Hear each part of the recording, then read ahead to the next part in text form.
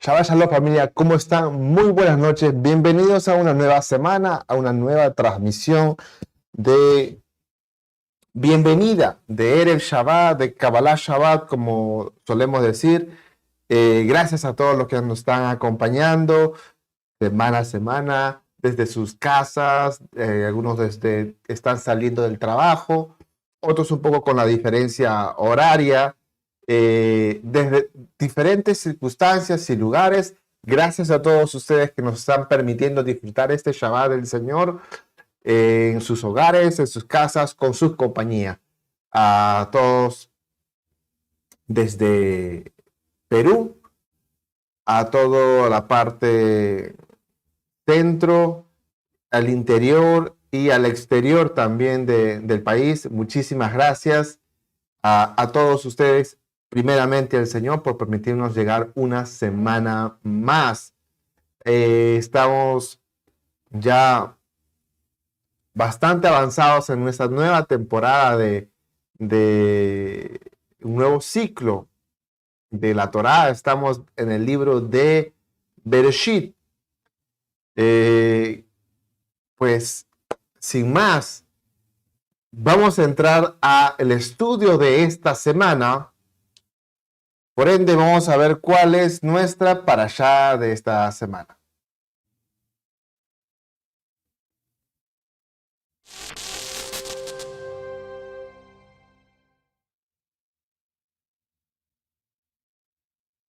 Nuestra parashá de esta semana es el número 8, la octava porción de Bereshit, por ende también de la Torá, llamada Vaishlach, que es traducido y envió, básicamente por las porciones que corresponden o los temas, asuntos importantes de esta parashá.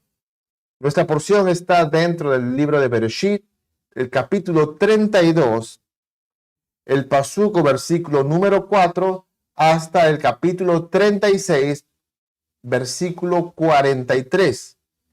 Tenemos también en la Haftará, tenemos en el Tanaj, el libro del profeta Abdías, el capítulo único que tiene 1, del versículo pues del primero hasta el final, versículo 21, ahí va a complementarse mañana en nuestro servicio central, y también en el Brit Hadashah, haciendo el compendio de las porciones que hacen la parashá de esta semana, tenemos el libro de Matit o Matityahu, traducido como Mateo, capítulo 2, versículos 13 al 23.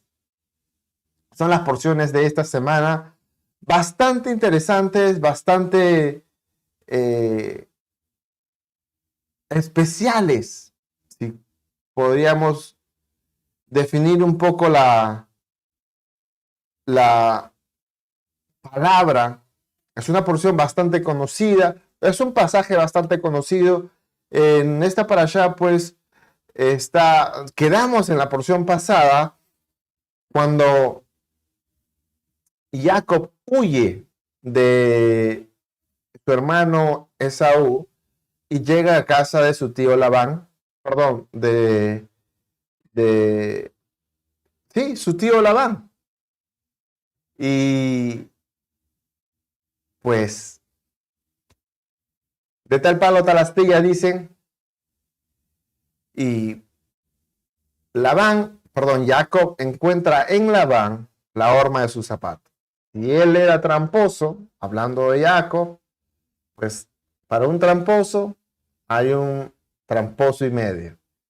Y Jacob pasa mucho tiempo con penurias, con sacrificios, con dolores, con muchísimo esfuerzo, en el tiempo que él está dentro de la casa de Labán, su tío y a la vez su suegro, y todo la parashá pasada está en ese momento en que huye de su hermano Esaú, y todo el tiempo que está con Labán y decide ya basta, ya no más, porque no me miran bien, sé que no estoy de la misma gracia o del mismo favor con que me recibieron hace años atrás,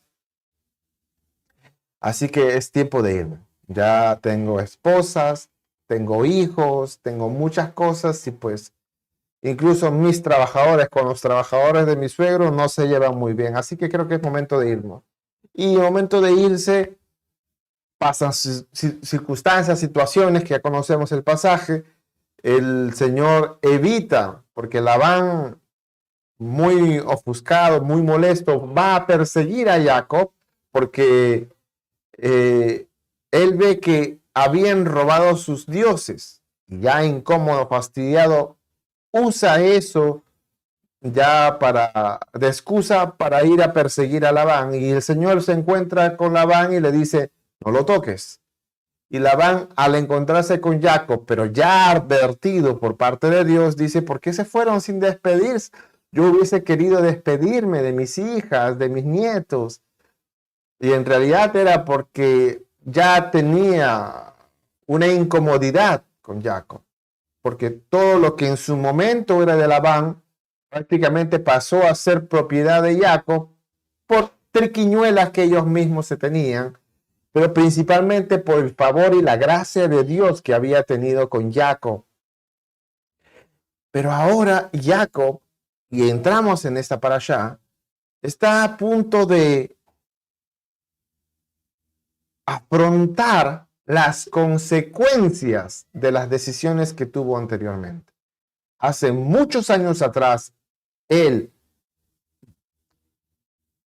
condiciona o aprovecha las circunstancias para tomar la primogenitura de su hermano. Luego también, confabulado con su madre, aprovecha nuevamente las circunstancias y establece todo un engaño sistemático para también tener la bendición especial que tenía Isaac y que éste quería entregárselo a Esaú y no a Jacob. Ahora va a reencontrarse con eso, con esa circunstancia, y esto me lleva a mí a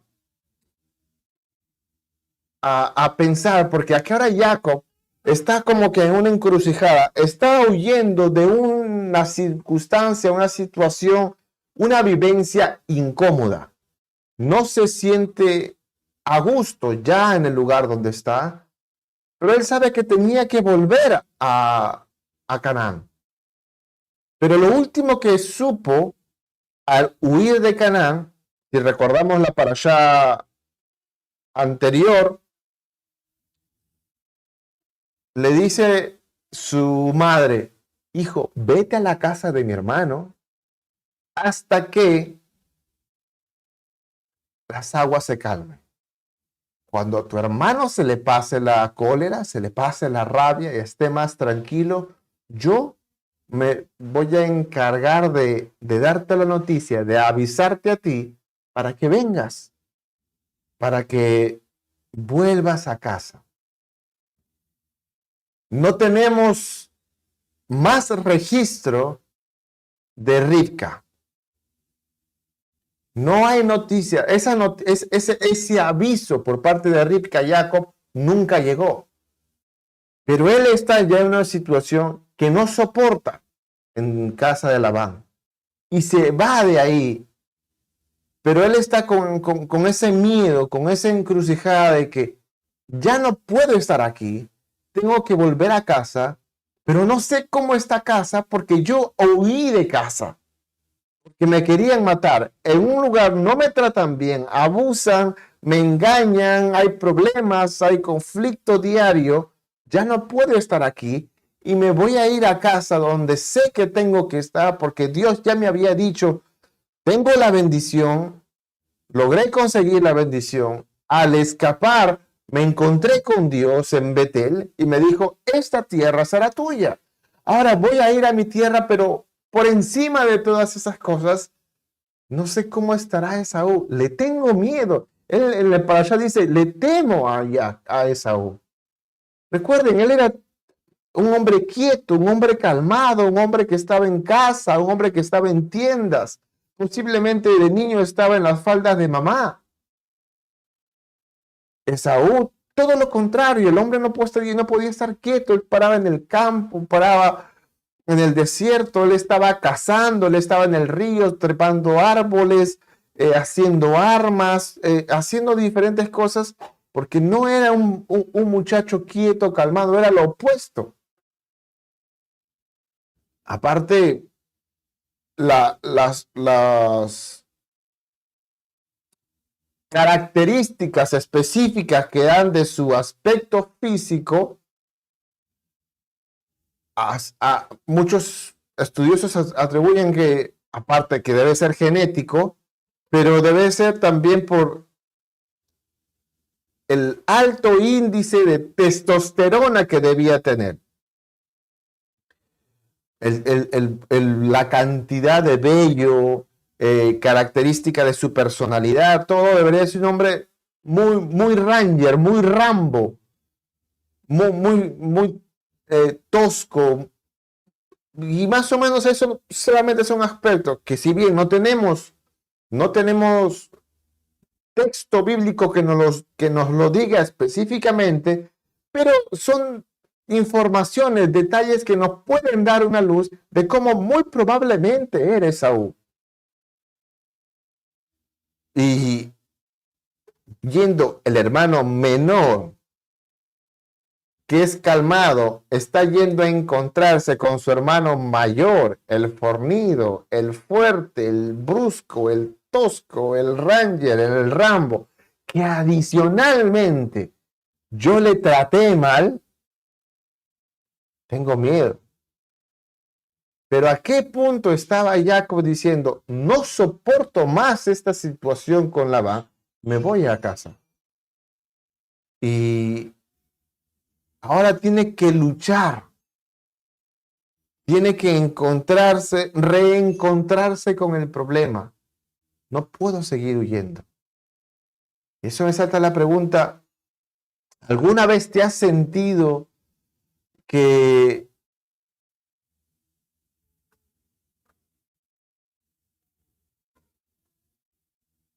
debas enfrentarte con luchas, enfrentamientos,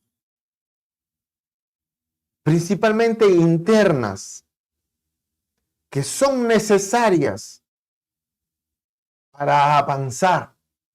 O sea, sabes que para dar el siguiente paso, para tener un crecimiento o para llegar a donde posiblemente hoy estás, has tenido que pasar por una lucha, has tenido que pasar por una batalla.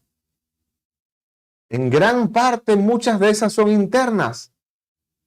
¿Alguna vez te has sentido o has sentido que las luchas internas te prepararon para algo más grande? Esa es la situación que está a punto de pasar Jacob y aún no lo sabe. En Génesis 32, no vamos a leer todo, no vamos a leer los pasajes porque cada temporada lo leemos pasuk por pasuk, hemos agarrado un compendio de todos los capítulos para allá, o nos hemos centrado en un capítulo en específico, y en esta para allá en específico me centro más en el capítulo 32. El capítulo 32, dentro de todos los temas que abordan, es el momento en el que Jacob sale de casa de Labán y va a retornar, está en camino hacia Canaán. Y tiene miedo de Saúl.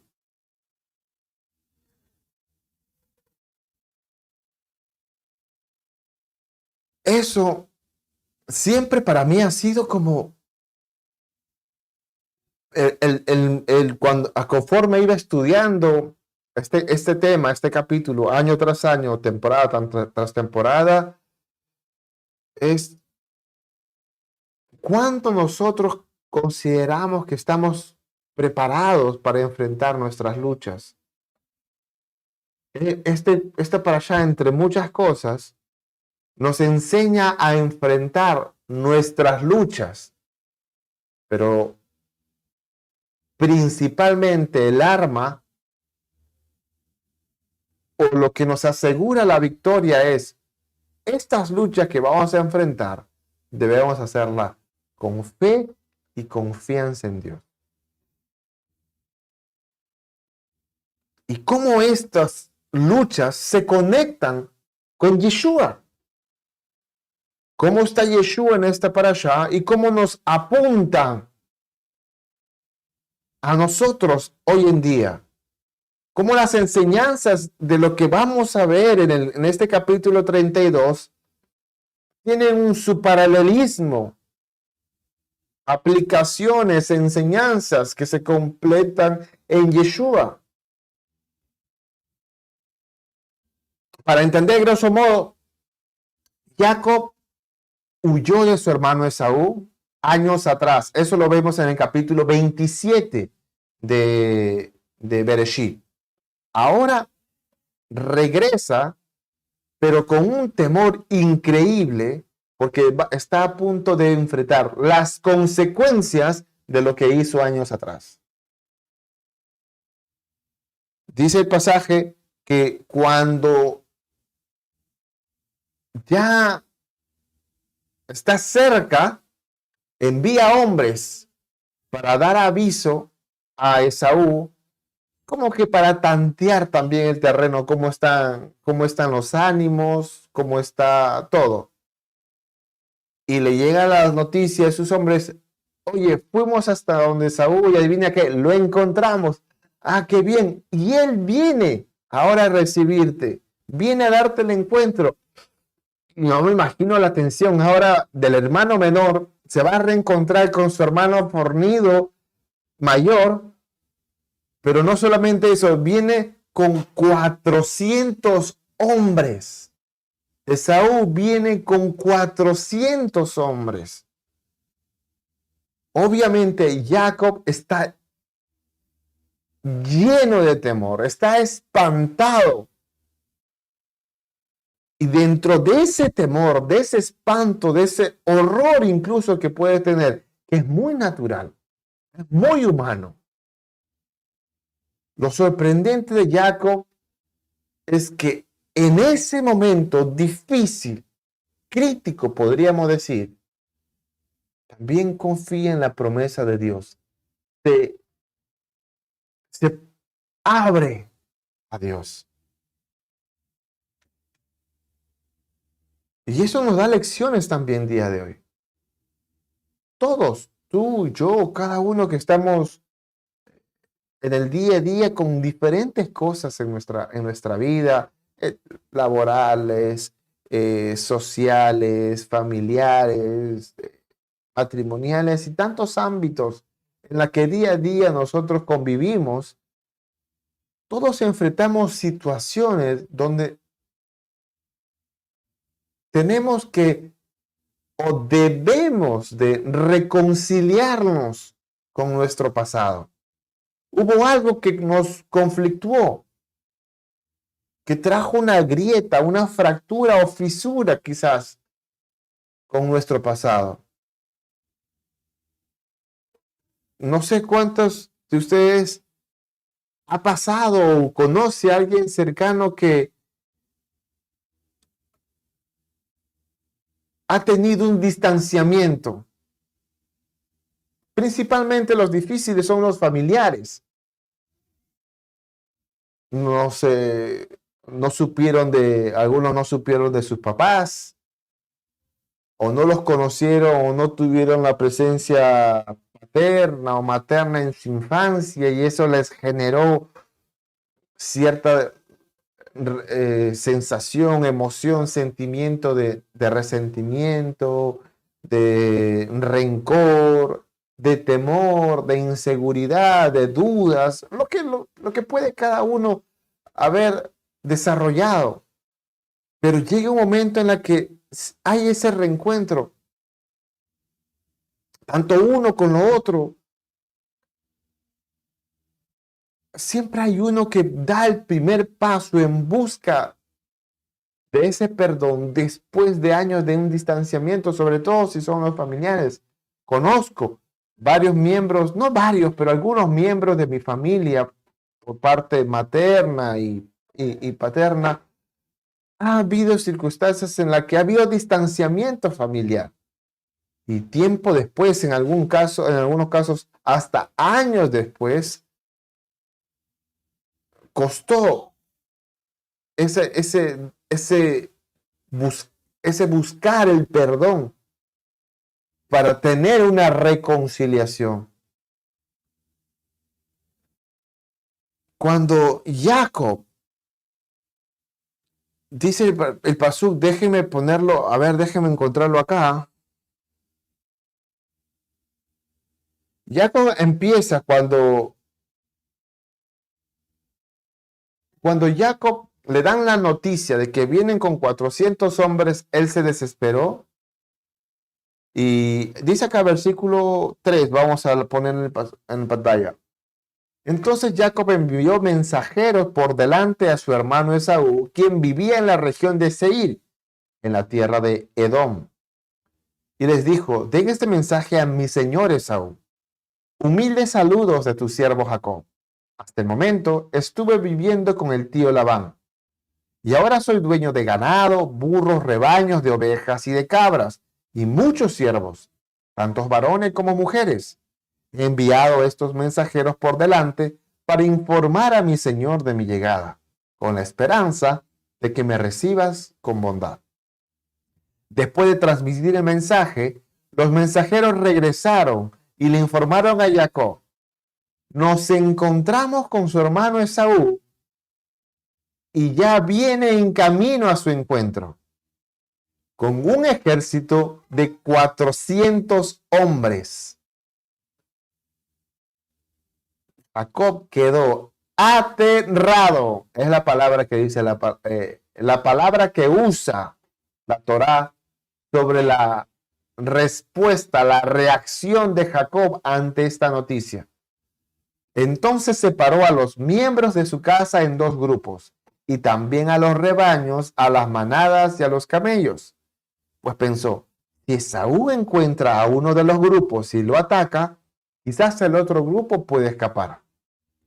Entonces Jacob oró: oh Dios de mi abuelo Abraham y Dios de mi padre Isaac, oh Señor, tú me dijiste, regresa a tu tierra y a tus parientes, y me prometiste, te trataré con bondad. ¿Se dan cuenta? Es algo muy especial, al menos yo lo considero muy especial, entre Labán y Esaú. Son dos circunstancias, situaciones en las que Jacob no quiere estar. Uno es tan terrible que incluso huyó de ahí. Y estando incómodo con Labán, él escucha de parte de Dios: Jacob, suficiente, es tiempo, nos vamos a casa, volvemos a casa. Y no estuvo, pero Señor, ahí está Esaú, ¿qué va a hacer todo? Que sabía que estaba Esaú, no sabía cuáles eran las circunstancias, pero él se arrojó en confiar en Dios y en obedecer a Dios. Familia, cuando uno, aún sin saber, confía en la palabra y la dirección de Dios, aún lo que tú crees, aún tu peor temor, no te va a llegar, porque Dios respalda a los que le oyen y obedecen. Jacob se arrojó en confianza a Dios. Y eso es lo que dice, mira lo que le dice: Señor, Dios de mi abuelo Abraham y de mi padre Isaac, tú me has dicho, yo estoy aquí porque tú me has dicho, no porque yo quería. estamos como que parafraseando. Si estoy aquí es porque te he obedecido a ti. Y me has dicho, regresa a la tierra de tus padres, a tu tierra y a tu parentela. Y me prometiste, o sea, está haciendo una mención de la promesa que él ya tomó y ejecutó o está ejecutando. Yo confío en lo que tú me has dicho. Ahora estoy en una situación crítica. Mira, tú me has dicho esto. Ojo, te trataré con bondad. No soy digno. Esto es muy hermoso sobre la humildad de Jacob. Recuerden, en el episodio pasado, Jacob de Dios casi no conocía. Por primera vez tuvo un encuentro con Dios en un sueño.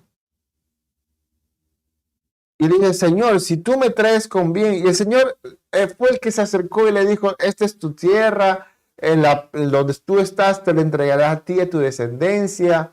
En ti serán benditas las naciones. Tú serás bendición. Te traeré con bien y no dejaré de hacer. O sea, no dejaré de hacer en ti hasta que cumpla lo que he prometido. Básicamente es lo que le dice. Y él ya empieza a tener un contacto con Dios. Los años que estuvo con Labán, pasó por penurias, pasó por engaños, pasó por conflictos, y él se aferraba a Dios. Cuando discute con Labán, al reencontrarse de la huida, le dice, ya se molestó Jacob y reprocha a Labán. ¿Qué tanto buscas? ¿Acaso somos ladrones? ¿Acaso? Mira, y ahí le empieza a sacar en cara, tú me has cambiado el sueldo tantas cantidades de veces. No es que me hayas tratado de maravilla. Yo he estado matándome y quemándome en el sol, en la lluvia, en la noche, en el frío, en todas las condiciones hasta inhumanas. Yo las he pasado. Si tú tienes algo, porque yo he metido mano ahí. A mí lo que yo tengo no me lo han regalado. Me ha costado. Es más, si es que una cría o un animal tuyo paría y moría la cría, me la cobrabas a mí. Así que tú no perdías, quien perdiera yo. A ti no te costaba. Yo me hacía cargo. Si un animal era asesinado por fieras o moría al parirse o lo que fuese, me lo cobrabas a mí. Y el sueldo incluso me lo cambiabas a tu favor y me lo hiciste tantas veces. Me has engañado en el matrimonio, me engañaste con las mujeres que yo no elegí, con la mujer que yo no elegí. Me aseguraste 7 años más de lo que habíamos acordado y una y otra. Y si no fuese por Dios, ¿qué hubiese sido de mí? Ya empieza ahora su discurso, reconoce que lo que tiene fue porque Dios se lo dio. Ya estamos viendo a otro Jacob. Ahora a su vida mucho más curtido, con un poco más de conocimiento de Dios, ya habla con Dios y le dice, mira, yo estoy apelando a la promesa que tú me has hecho. Ahora, yo sé que no soy digno de todo el amor inagotable y de la fidelidad que me has mostrado a mí, tu siervo. O sea, sé que lo que yo tengo no es porque me lo merezco. No es porque me lo he ganado a pulso, a sudor, a esfuerzo, a sacrificio. No. Es gracia. Es dádiva. Es favor. Es misericordia. Es inmerecido. Porque cuando salí de mi hogar y crucé el río Jordán, yo no poseía nada más que un palo, o sea, mi bastón. Pero ahora mírame. Todos los de mi casa ocupan 2 grandes campamentos. Mira lo que yo tengo. Yo reconozco que lo que tengo es porque tú me lo has dado. porque te ha placido, no porque me lo merezca. Por eso, Señor, te ruego que me rescates de la mano de mi hermano Esaú. Tengo miedo de que venga para atacarme a mí y también a mis esposas y a mis hijos. Pero tú me prometiste, ojo, ciertamente te trataré con bondad y multiplicaré tus descendientes hasta que lleguen a ser tan numerosos como la arena a la orilla del mar, imposibles de contar.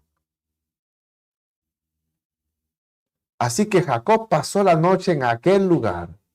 Luego escogió de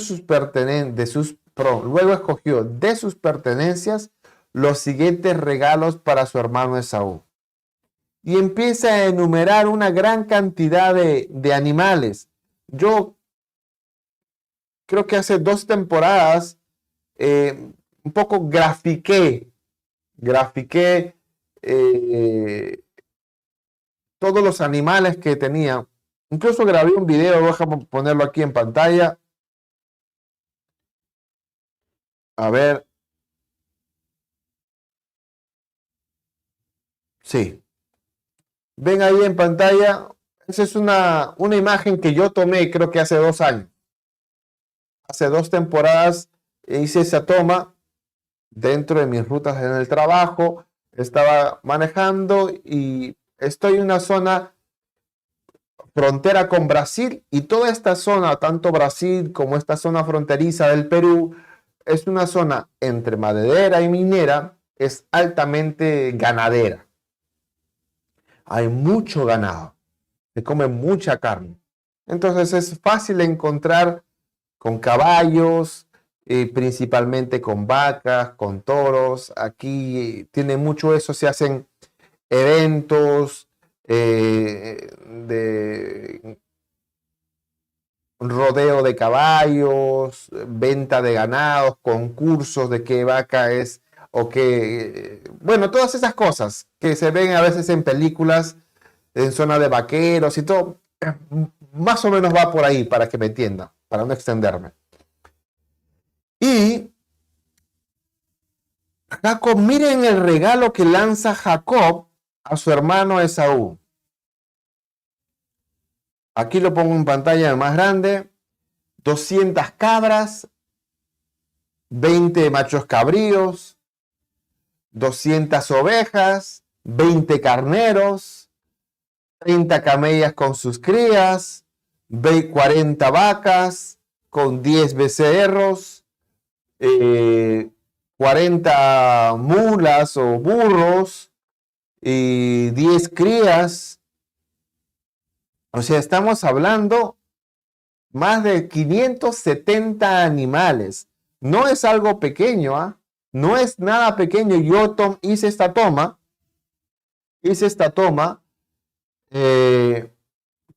porque cuando estaba manejando lo que iba con el ejemplo, en un campo, no sé de quién será, estaban pastando estas cabezas de res, estos ganado vacuno,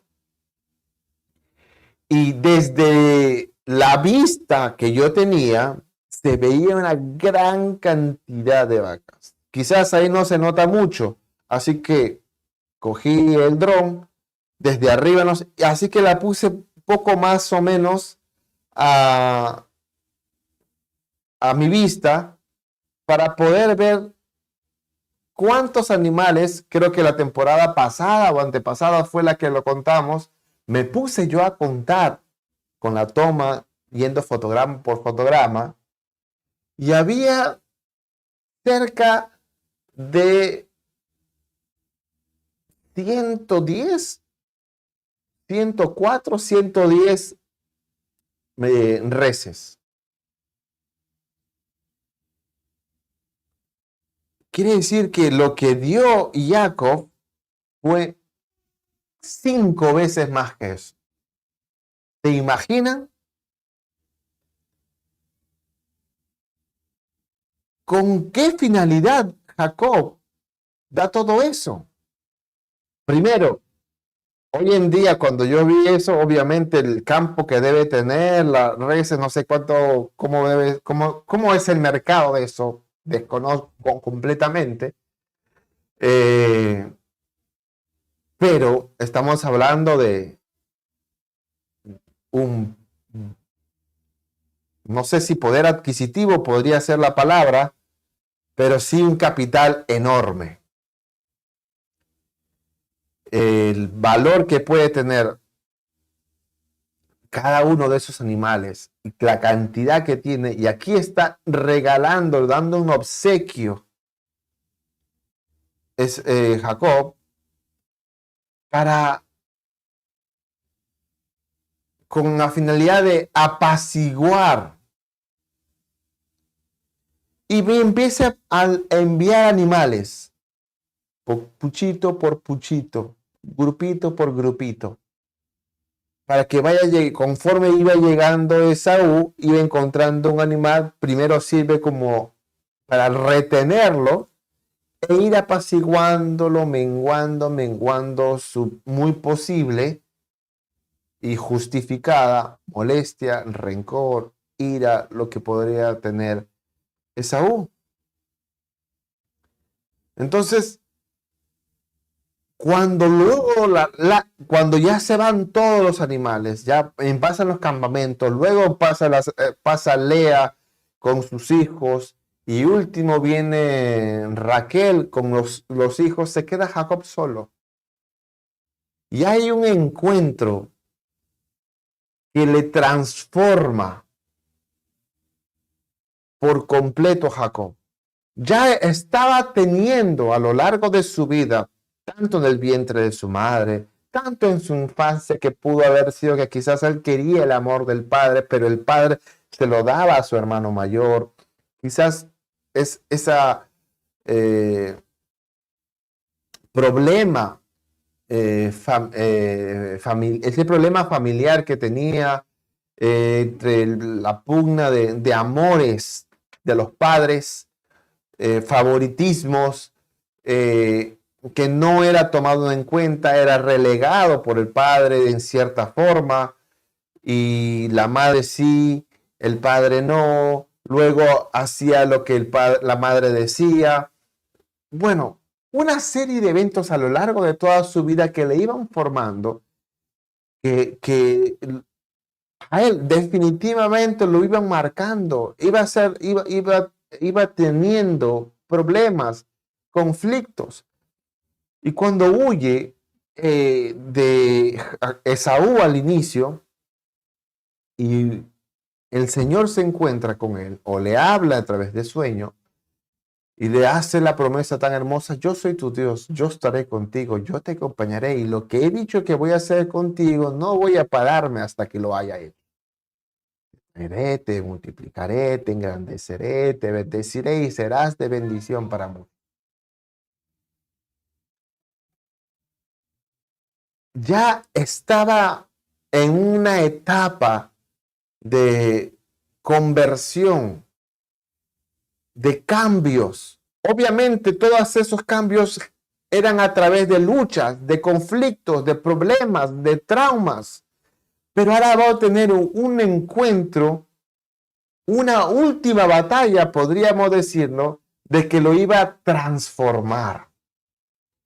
Temporadas pasadas, si mal no me acuerdo, creo que fue una temporada Maravillas de la Ley, ya hace como 4 temporadas, sobre este mismo estudio, vimos cómo en la vida de Jacob, el proceso de la salvación, cuando el Señor se encuentra en un Betel, la salvación es instantánea.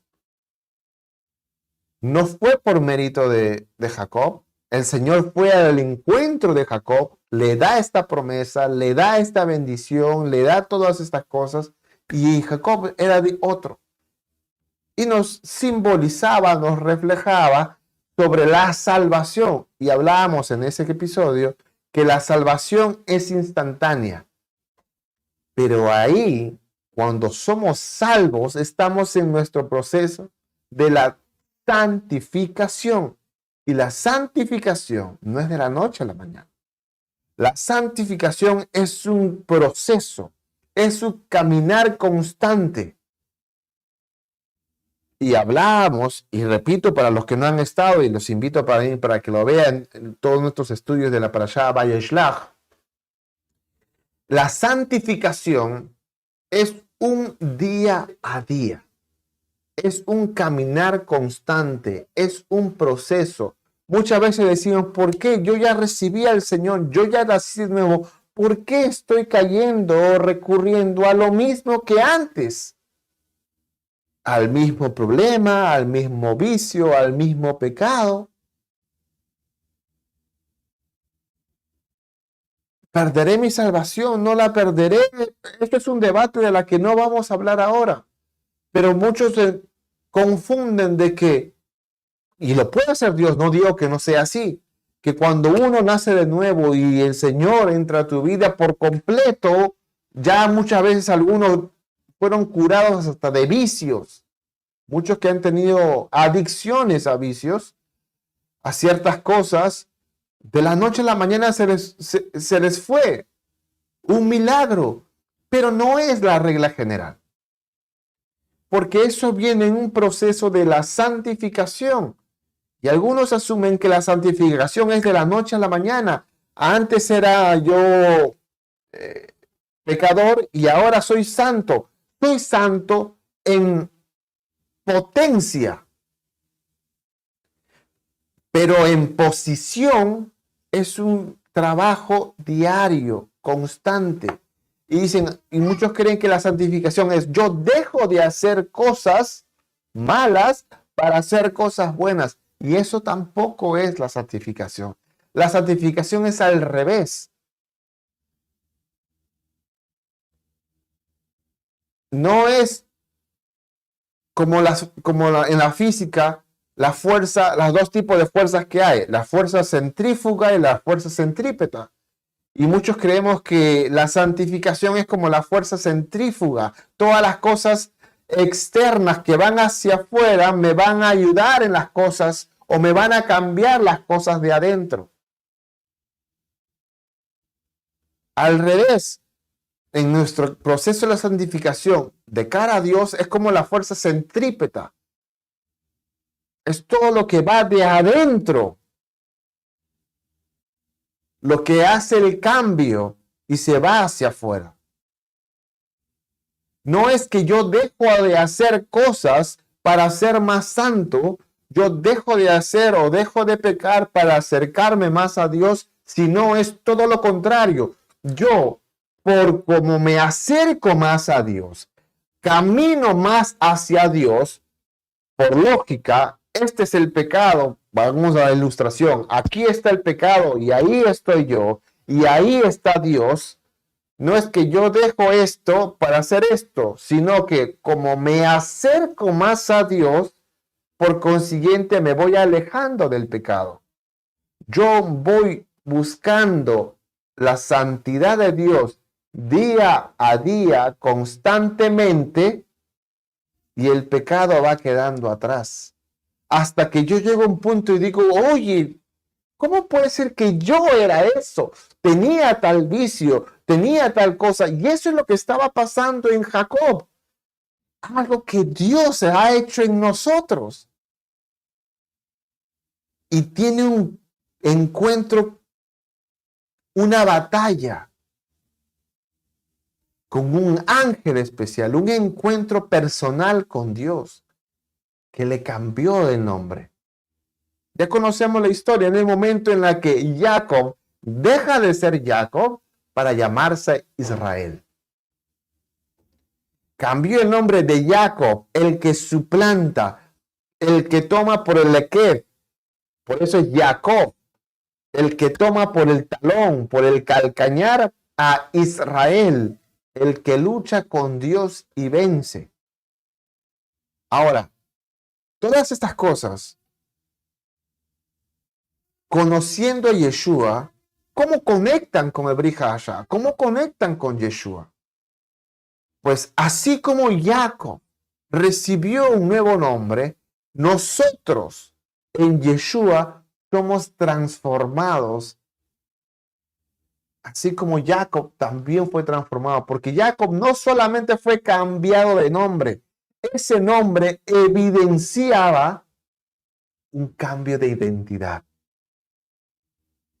Jacob posiblemente siempre caminaba con la cabeza agachada porque, ¿cómo te llamas? Soy el suplantador, soy el que toma un lugar por otro, soy el que finjo ser una cosa que no soy, el que toma por el talón. Y el Señor le dice, tú ya no eres más eso. Tú vas a ser el que lucha con Dios y gana y vence. Tú ya no vas a ser un suplantador, ahora tú eres un ganador. Tú eres un vencedor. Pero para ser un vencedor quiere decir que has pasado por una batalla. Porque uno no tiene el título de victorioso si no tuvo previamente una batalla. La batalla es necesaria para un título de victoria.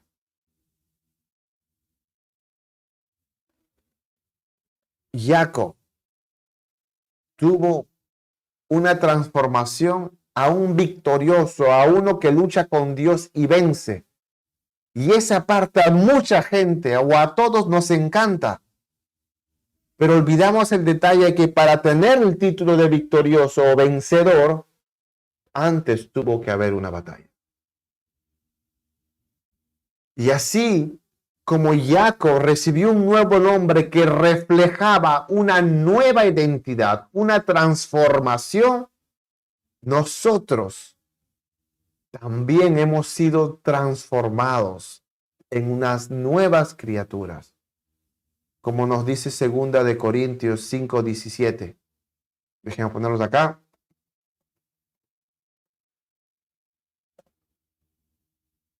De modo que si alguno está en Mashiach, nueva criatura es. Las cosas viejas pasaron. He aquí, todas son hechas nuevas. Pero uno dice, pero yo no he luchado. Yo no he peleado para tener este título.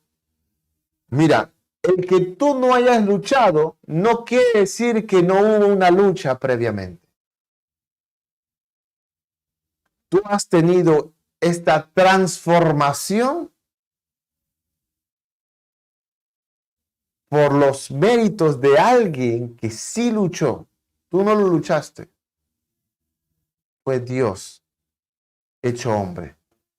Su nombre fue Yeshua. Yeshua fue quien luchó, tuvo sus batallas, como en Getsemaní, mostrando su entrega al Padre. Muchas veces nosotros decimos o recordamos el acontecimiento histórico, apoteósico, renombrado, que está muy bien, y a veces queremos tener lo mismo, nos gustaría replicar lo mismo, pero olvidamos o desconocemos, o si conocemos queremos omitir cómo llegó a eso. Muchas veces hablamos de David matando a Goliat. Hoy sí, yo quiero ser como David que mató a Goliat, porque esto sí, el Señor estuvo en medio, Dios estuvo en el asunto, pero David tuvo luchas previas. Para él vencer a Goliat, él tuvo muchas batallas previas. En el campo, solo, con leones, con osos, arriesgando su vida por sus ovejas. Él tuvo una preparación, él tuvo su campo de batalla previamente, para que cuando llegara un Goliat, él ya estaba preparado para eso. Y aun cuando estaba preparado para eso, él confió y él caminó en Dios. Nosotros cuando vemos a Yeshua en la cruz,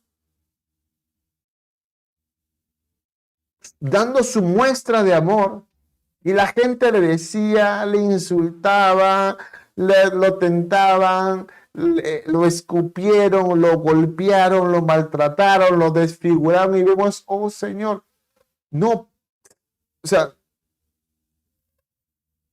Él todo eso lo hizo conscientemente, no es que lo sorprendía. ¿Por qué? Porque previamente en Getsemaní ya había tenido su batalla. Él ya lo había visto, ya sabía que tenía que pasar por eso, ya sabía que iba a pasar por ese vituperio, por esas golpizas, por esos insultos, por todas esas cosas. Él ya lo sabía. Por eso en ese momento dijo, Señor, no quiero esto. Si es posible, quita esta copa. Él lo dice, este sufrimiento no la quiero pasar. Pero si no hay de otra cosa, que así sea. Sobre todas las cosas que yo quiero es que se haga tu voluntad y no la mía. Aún sabiendo que si tu voluntad es que yo tengo que pasar por eso, lo pasaré. No quiero pasar por eso. Pero si esa es tu voluntad, eso lo haré. Esa es mi voluntad, entonces la paso. Entonces lo hago. Previamente ya había tenido su batalla. Y todo lo que él hizo con convicción y los méritos de él es que nosotros hemos sido transformados, hemos tenido un cambio de identidad. Muchas veces vemos a la mariposa hermosa. Yo en el lugar donde estoy, aquí en Tambopata, Madre de Dios, es una zona naturalmente bendecida. Hablando en toda la flora, fauna, la biodiversidad. Por eso aquí esta zona la conocen como la entrada o la puerta a la biodiversidad del Perú. Estoy cerca de un mariposario, como un zoológico de puras mariposas. Aquí hay fauna, reservas nacionales, animales hermosos en vida salvaje, y veo la cantidad de mariposas que hay aquí. En mis rutas, en zonas como las que mostré en la pantalla, en imágenes, constantemente veo de todos los tamaños, de todos los colores. Yo digo, qué hermosos que son. Las formas que tienen. Y hay unos quizás hasta terroríficos, hay unos ornamentales muy hermosos, pero siempre llama la atención y dice, ay, qué hermoso, sí, pero para eso tuvo que pasar una transformación, tuvo que pasar un proceso que lo transformó. Antes fue oruga, y la oruga pasó por un proceso de ser capullo, y ese mariposa estaba dentro de un capullo horroroso. Hay una mariposa llamada dragonfly, no me acuerdo cómo se llama en español. Cuando crece, hasta sus alas parecen que son ojos, pero el capullo parece un dragón, grande, feo, con cachos y todo. La oruga ni qué decir, pero el capullo es horrible. Y uno dice, qué cosas todo.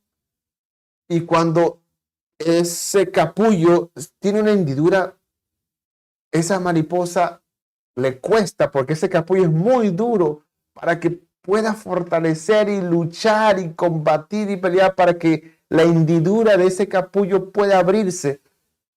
Y ese trabajo, ese esfuerzo que está, esa mariposa ahí dentro, que pueda salir de esa antiguo yo, que era capullo, cuesta.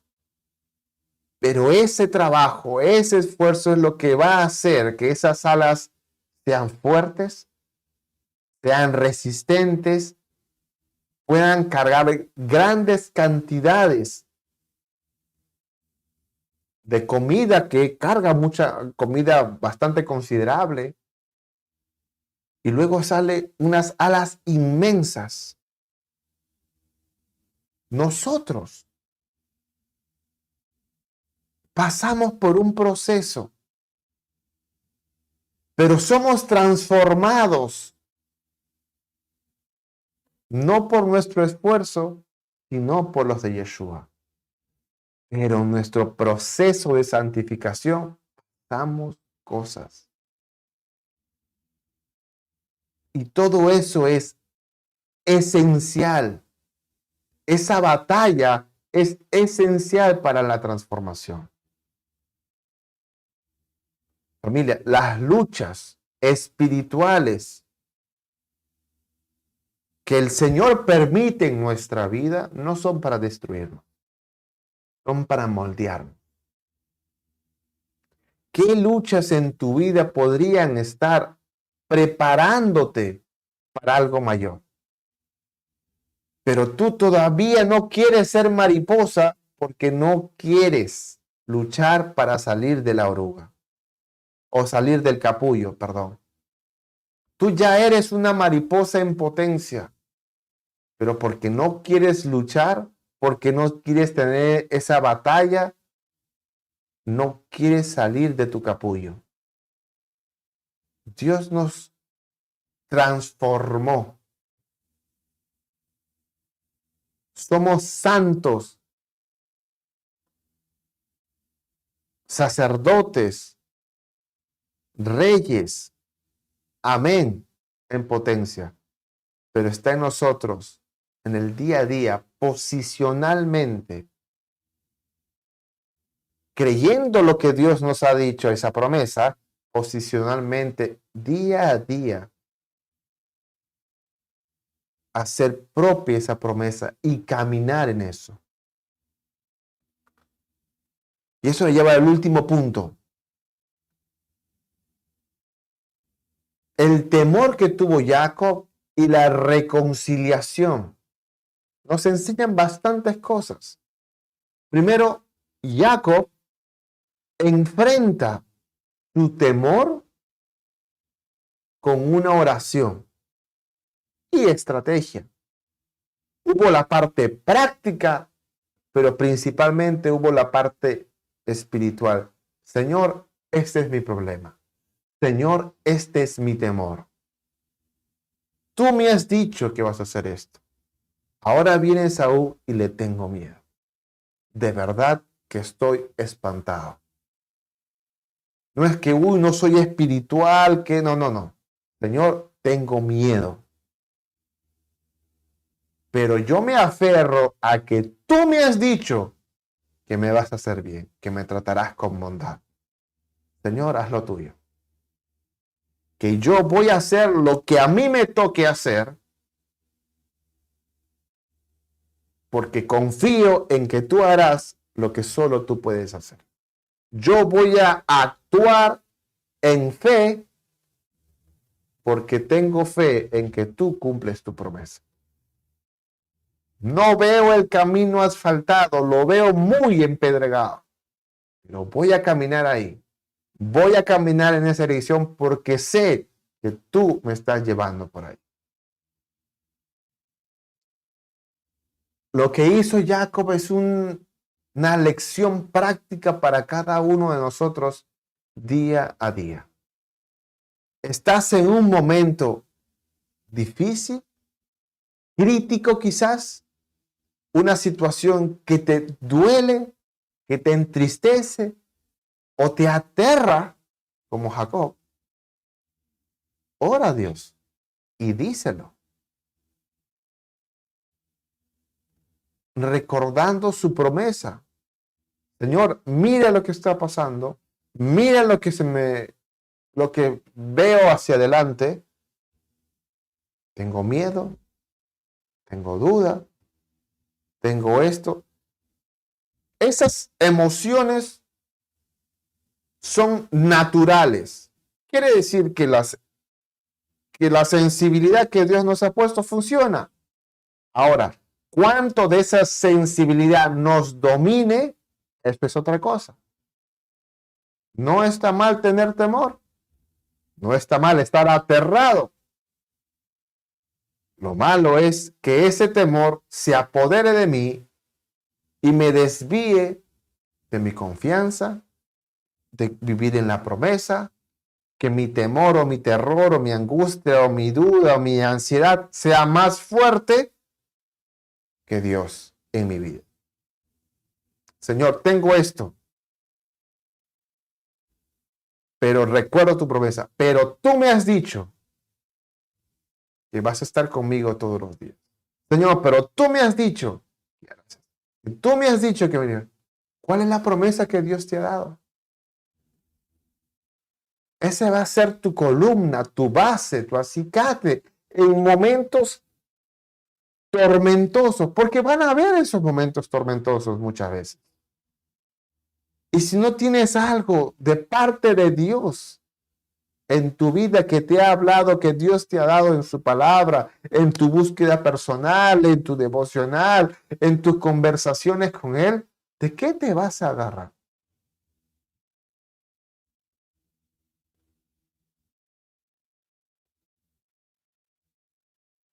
Y luego Jacob envía regalos para apaciguar a Esaú, mostrando humildad.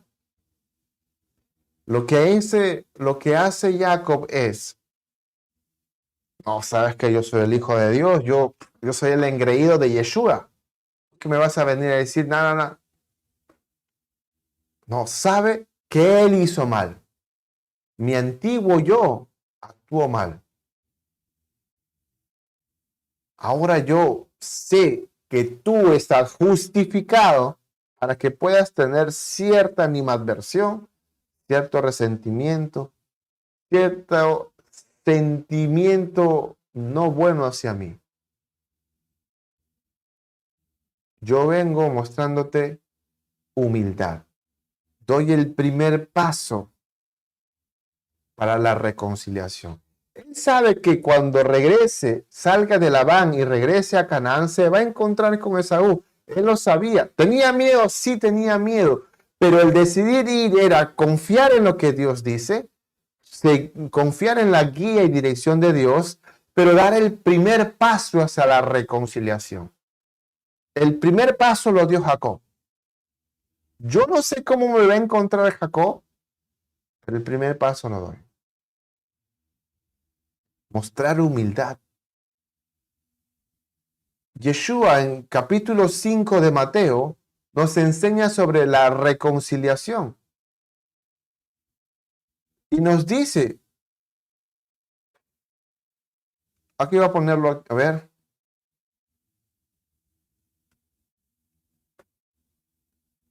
Por tanto, si traes tu ofrenda al altar y allí te acuerdas que tu hermano tiene algo contra ti, no dice, bueno, quédate ahí esperando que él venga y te pida perdón. Él me ofendió, él me hizo algo, porque el problema es de él, no es el mío. Ok, yo le voy a perdonar, pero él tiene que venir a pedirme perdón. En ninguna parte de la Biblia vas a leer eso. Más bien dice, por lo tanto, si tú traes tu ofrenda al altar, o sea, si tú vienes al templo, si tú vienes a acercarte al Señor, si tú vienes a dar cosas a Dios, dádiva, gratitud, servicio, pero te acuerdas que hay algo de conflicto con un prójimo, con tu hermano, sobre todo que él lo tiene contra ti, bueno, ¿sabes cómo vas a mostrar que tú eres diferente, que tú eres santo, que tú eres hijo de Dios, que tú eres mi discípulo? Actuando como Dios actúa. Nosotros ofendimos a Dios con el pecado y Él no dijo, bueno, tú tienes que venir a pedirme perdón. Tú lastimaste mi santa naturaleza, ofendiste mi santa naturaleza, así que tú tienes que buscarme. Bueno, yo te puedo perdonar, pero si es que tú me buscas. No, fue Dios el que vino a buscarnos. Dios que se metió al fango a sacarnos de ahí, a rescatarnos de la pudredumbre, estando muertos en nuestros delitos y pecados. De ahí Dios nos sacó. Nosotros no buscamos a Dios, fue Él el que nos buscó. Fuimos más bien encontrados por Dios, dice la palabra. Si te acuerdas que tu hermano tiene algo contra ti, deja tu ofrenda y anda, búscalo y reconcíliate. Miren los verbos que es alguien que tiene algo contra ti, pasivo. Así que deja tu ofrenda y reconcíliate, activo. Algo que tienen contra mí, yo voy a buscar la paz.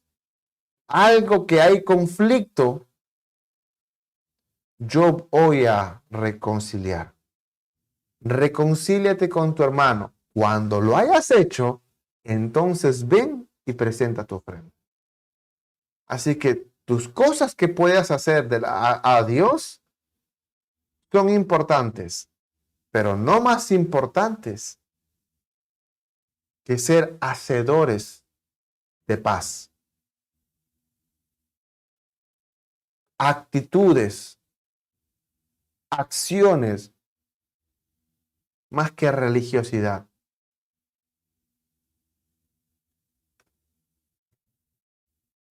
Eso nos enseñó Yeshua y es nuestro modelo perfecto de restauración.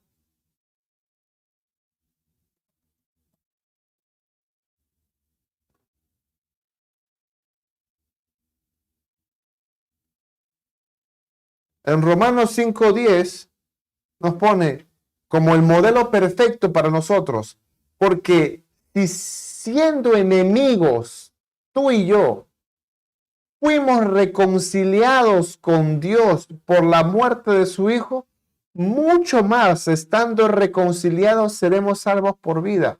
Tú y yo éramos enemigos de Dios. Y siendo enemigos de Dios, Dios da a su Hijo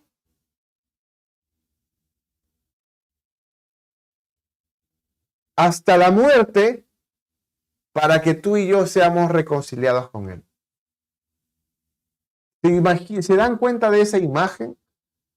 Ese es nuestro modelo perfecto de restauración, de reconciliación. Y muchas veces nosotros, incluso creyentes, estamos alimentando, fortaleciendo el ego, el yo, el resentimiento, que no, yo, el amor propio. Sí, no, la dignidad. ¿Cuál dignidad? ¿Cuál amor propio cuando uno entiende de que no es de este mundo, no se rige con las leyes, con los principios, con las lógicas y las filosofías de este mundo, sino con las eternas, con las divinas, con las espirituales? Va a comprender ese de dar la otra mejilla, o llévale una milla más, o ser hacedor de paz hacia el enemigo que tiene algo contra ti. Solo así lo vas a entender, si no luego les parece locura. Así como Jacob buscó la paz como Esaú, Yeshua nos reconcilió con Dios y nos llama a ser también pacificadores. Así que si tú ahora estás con alguien en conflicto, y medita, si estás con alguien en conflicto, alguien que está en conflicto contigo, toma la iniciativa para reconciliar.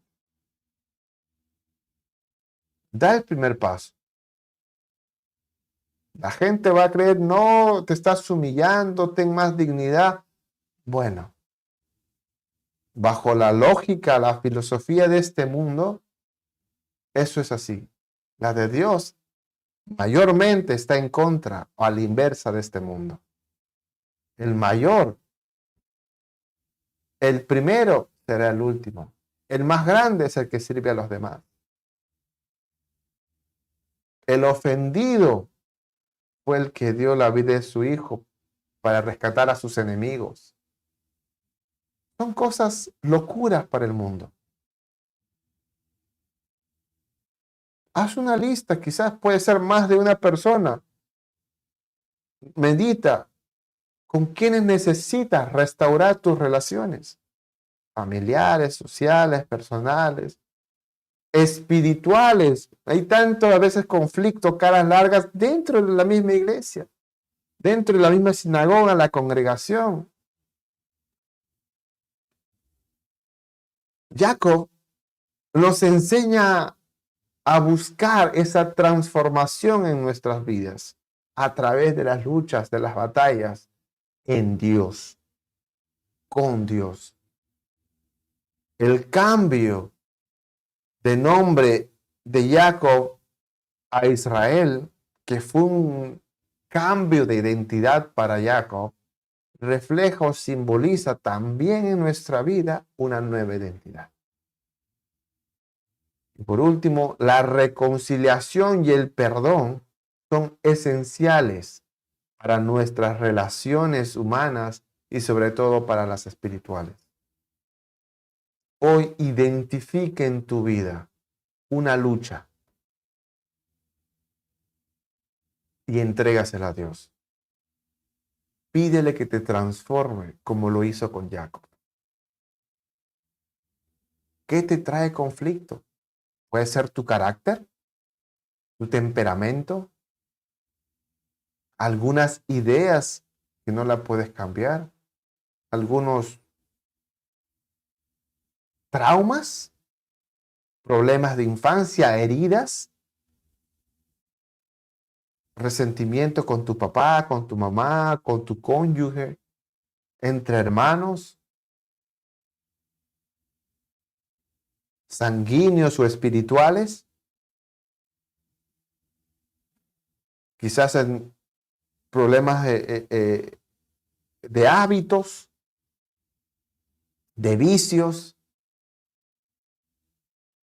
Identifica cuál es el área en tu vida que es un campo de batalla, que constantemente estás en pérdida. Y entrégasela a Dios. Porque así como Jacob luchó con Dios y venció,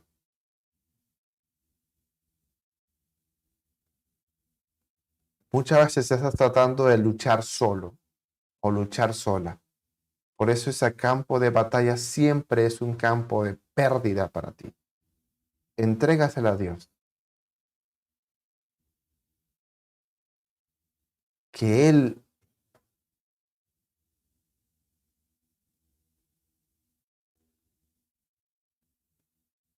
es lo que tú y yo necesitamos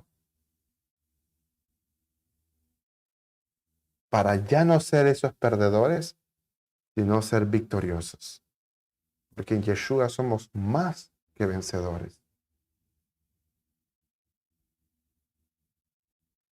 Así como Jacob salió cojo, porque dentro de esa bendición, el Señor dijo, ya no serás Israel, pero Jacob serás Israel. El Señor le tocó nomás la cadera y le luxó la cadera. Para luxar la cadera con un pequeño golpe, ya nos dice la increíble fuerza que tenía.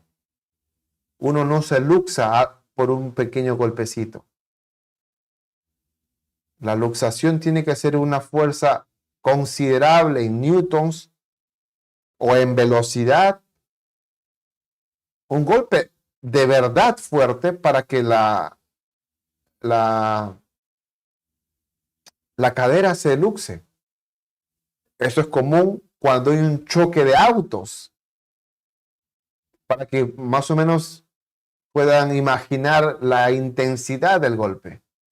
El ángel le tocó y le sacó la cadera.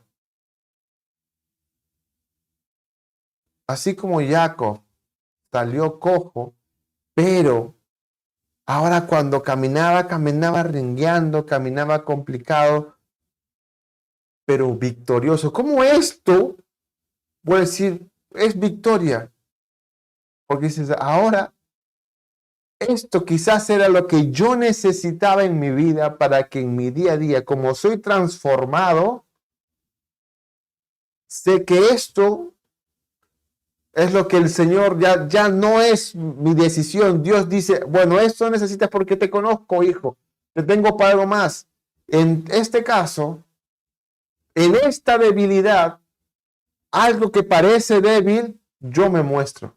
Mi fortaleza evidencia. Él se glorifica o se manifiesta o se fortalece en nuestras debilidades. Jacob salió cojo, pero bendecido de su lucha. Así también nuestras batallas pueden dejarnos marca, pero también nos preparan para recibir la bendición de Dios. Que el Señor nos ayude a fortalecernos y completar esa transformación en nuestra vida. Vamos a orar. Bendito Padre Celestial, Dios de Abraham, Dios de Isaac, Dios de Jacob. Gracias, Señor, por tu palabra, por Génesis 32, por Jacob. En este pasaje que nos recuerdan, Señor, tu increíble amor, tu increíble obra, única e inigualable. A veces constantes en querer ser los señores autónomos de nuestra vida,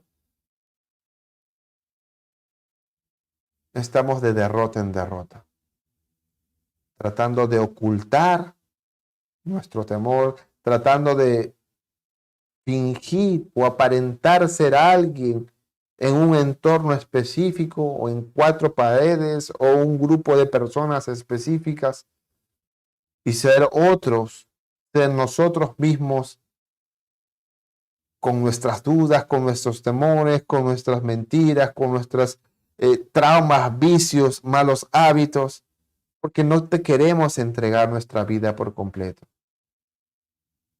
A veces queremos entregarte ciertas áreas y otras las queremos guardar para nosotros.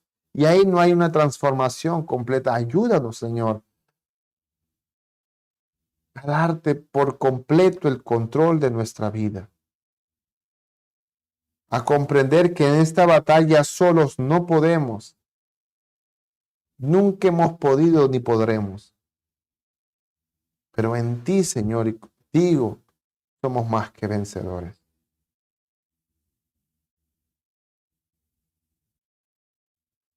Evidenciando nuestra debilidad,